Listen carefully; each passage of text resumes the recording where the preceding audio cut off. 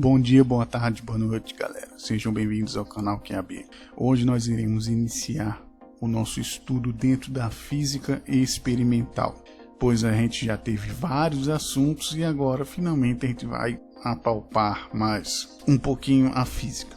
Na aula anterior eu mostrei para vocês o movimento retilíneo uniforme, então o experimento de hoje vai ser baseado nisso. Então a primeira coisa que a gente precisa anunciar aqui é o sumário que vai dizer mais ou menos como é que vai ser feito o teste. Então vamos lá. Qual é o objetivo desse teste que a gente vai fazer? Esse experimento trata do movimento de um corpo em linha reta, que é um movimento retilíneo. Iremos comprovar que um objeto móvel em movimento retilíneo uniforme percorre distâncias iguais em intervalos e tempos iguais. Assim, iremos verificar a validade das equações que descrevem o movimento retilíneo uniforme. Como parte das atividades, você terá que fazer a montagem e os ajustes dos equipamentos e instrumentos necessários para a realização do experimento. Ou seja, nas aulas que vão seguir agora, eu suponho que vão ser umas 5 ou mais aulas, a gente vai tratar de fazer experimentos dentro do movimento retilíneo uniforme para tentar comprovar que ele existe. Tá ok? Então o objetivo mais importante aqui dessa parte experimental é exatamente isso. Então o que nós vamos conseguir com esse experimento? A gente vai identificar o movimento, a gente vai coletar dados e determinar a velocidade média do móvel, construir gráficos da posição em relação ao movimento de função do tempo e fornecer a equação horária da posição de um móvel em movimento retilíneo uniforme a partir das observações.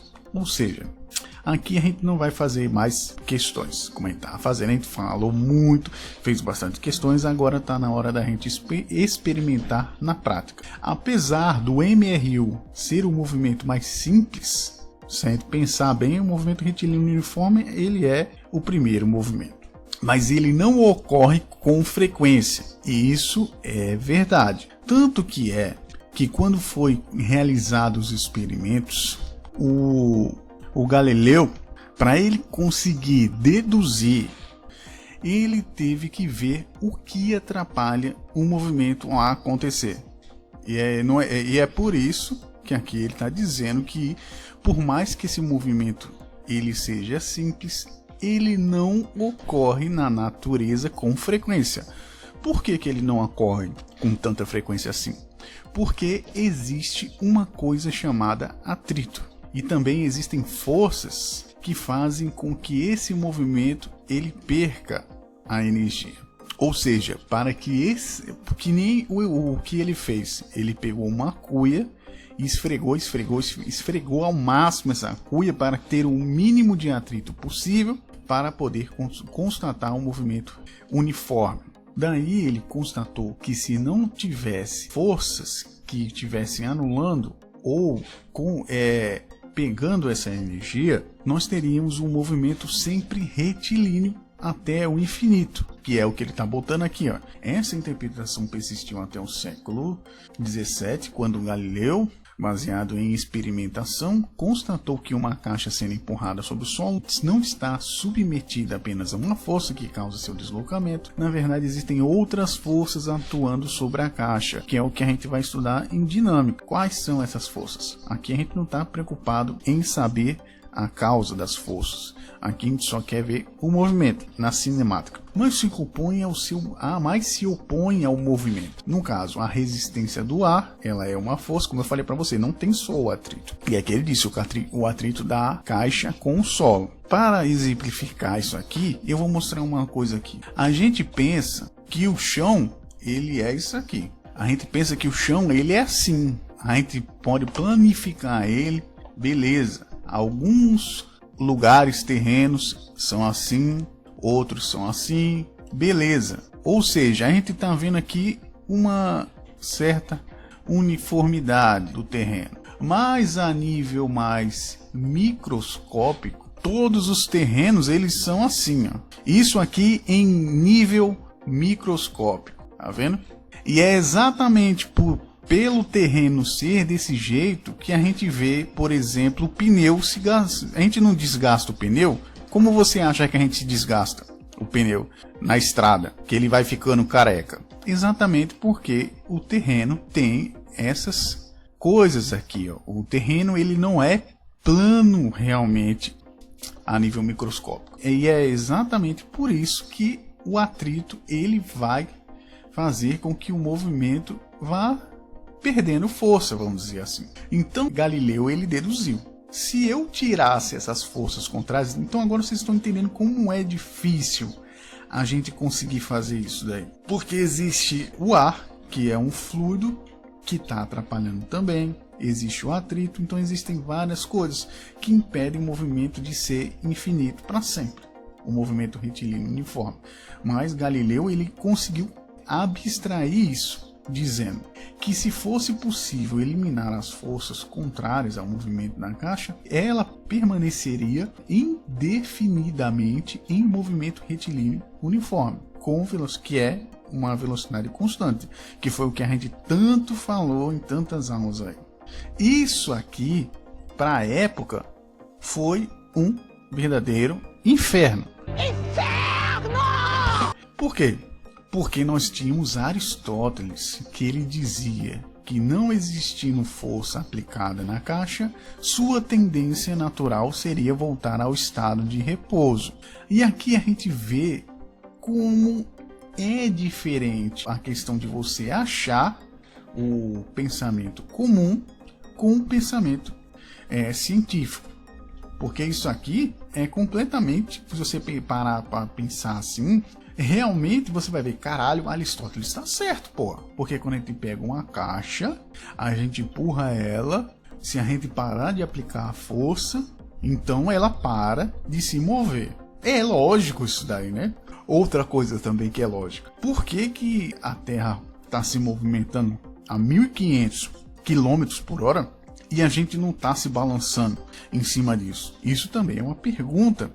E muitos dos filósofos da época pensavam nisso daí. Como é que pode estar em movimento as coisas e a gente não está sentindo? Está entendendo? Isso aqui foi um grande problema que Galileu teve que argumentar. Tudo errado, olha só que desgraça! E não há que se falar em física sem conseguir entender esse conceito. Porque esse conceito aqui, ele é a base da física, pois é a base de uma das leis de Newton, que é a lei da inércia, que diz o quê? Que todo corpo continua em seu estado de repouso ou de movimento uniforme em uma linha reta, a menos que seja forçado a mudar aquele estado por forças aplicadas sobre ele.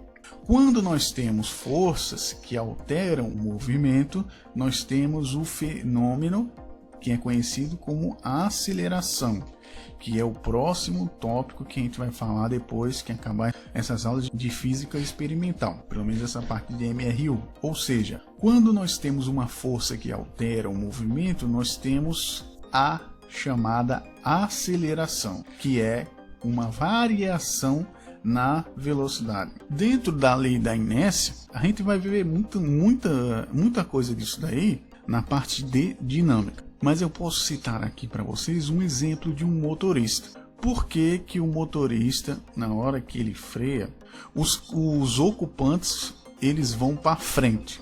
Esse aqui é um ponto interessante e ele mostra como a inércia funciona.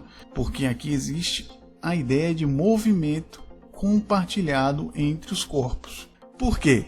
Porque significa que quando os corpos estão compartilhando uma velocidade, todos eles estão naquela velocidade, e essa velocidade ela não é sentida, a não ser que tenha alteração e variação nessa velocidade, que é o caso que acontece quando um carro ele freia. Quando um carro freia, todas as pessoas estão com a velocidade do carro. Você não sente, mas você está. Por exemplo, se o carro está a 200 km por hora, todas as pessoas estão a 200 km por hora. Ou seja, você está a 200 km por hora, as pessoas que estão com você dentro do carro estão a 200 km por hora. Quando o carro ele freia, você continua a 200 km por hora, por causa da lei da inércia. E é por isso que você vai e é jogado contra o espelho do carro, se for muito brusco essa freada, porque o carro parou, mas você continua a 200 km por hora, entendeu?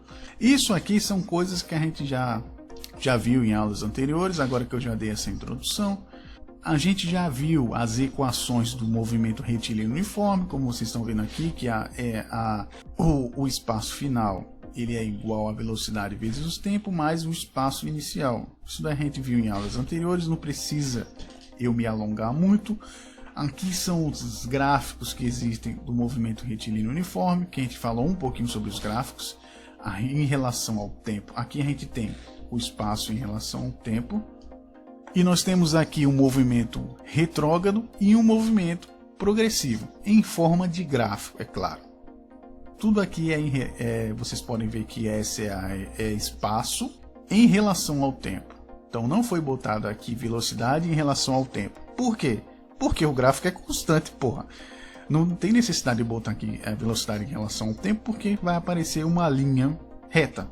Então o que nos importa aqui são os gráficos do espaço em relação ao tempo, porque tem a alteração do movimento, sendo ele progressivo ou retrógrado, como está aqui. E a velocidade aqui vai ser a mesma merda, como eu falei para vocês. E por hoje é só. Espero que vocês tenham gostado do vídeo. Na próxima aula a gente vai falar sobre o roteiro. A gente vai começar a dar as ideias do roteiro para vocês. Então até a próxima, galera. Valeu!